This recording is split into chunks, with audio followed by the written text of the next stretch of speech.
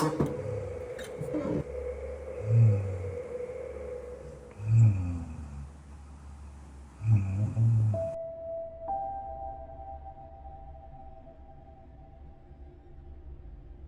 the early 1990s, a young couple moved into a home in Atchison, Kansas. They were beginning their life as a family. At first, there was nothing unusual about the house. It was quiet, ordinary. But within weeks, that all began to change. Tony and Debra Pickman. They moved in together for their new family. Debra had an interest in the paranormal. Tony didn't really share it. That normacy lingered for a while, but that wouldn't last long. The first signs weren't obvious. It started with subtle changes, easy to ignore on their own. Lights flickering without explanation. The baby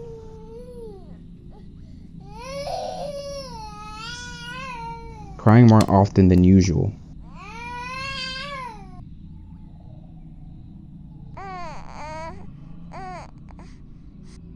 Coat spots in different parts of the house. Individually, none of it felt significant, but over time, it became harder to dismiss. What made the experiences more unnerving wasn't their intensity, it was their inconsistency. Weeks would go by, and nothing would happen. The house felt completely normal again. But each time it returned, it felt more intense. At one point, things weren't just out of place, they were arranged. Stuffed animals placed in a circle. Events became even harder to explain. In one instance, Debra described walking upstairs when she heard footsteps behind her. Nothing was there,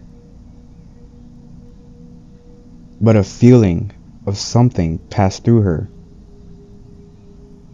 The experiences would then stop once again, and then, without warning, it would come back, worse than before. He began waking up in the middle of the night, for no clear reason as to why. At first, it was just a feeling, like something or someone else was in the room. Then, the feeling became physical. Tony described waking up with a burning sensation across his body. There were scratch marks.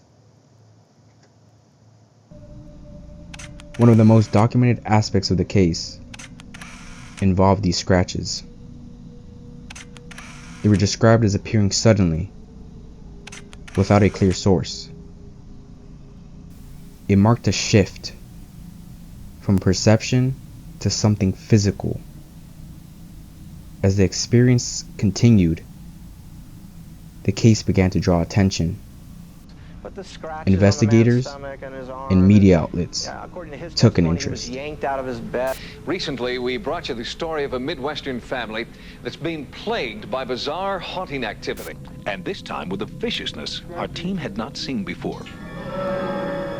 Just a glimpse of that upper window of the face of a little girl.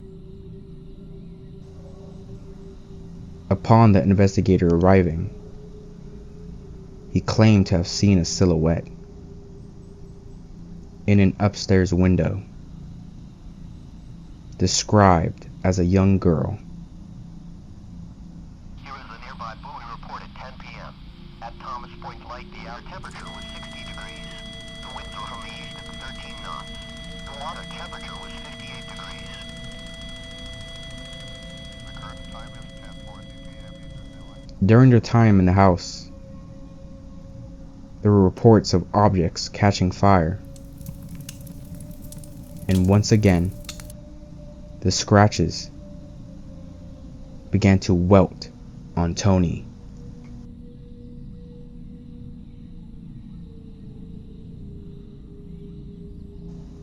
Over time, the environment began to affect more than what they experienced. It affected their mental health, how they slept, how they reacted to each other. Eventually, the couple made the decision to leave the house. Not because they had found an explanation, but because they couldn't ignore what they were experiencing anymore. To this day, the Sallie House remains a subject of debate. Some believed it was evidence of something paranormal.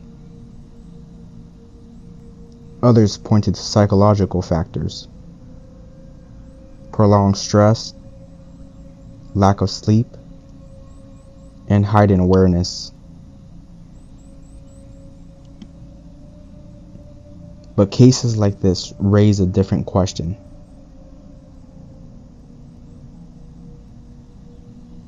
How easily can the line between reality and perception begin to blur?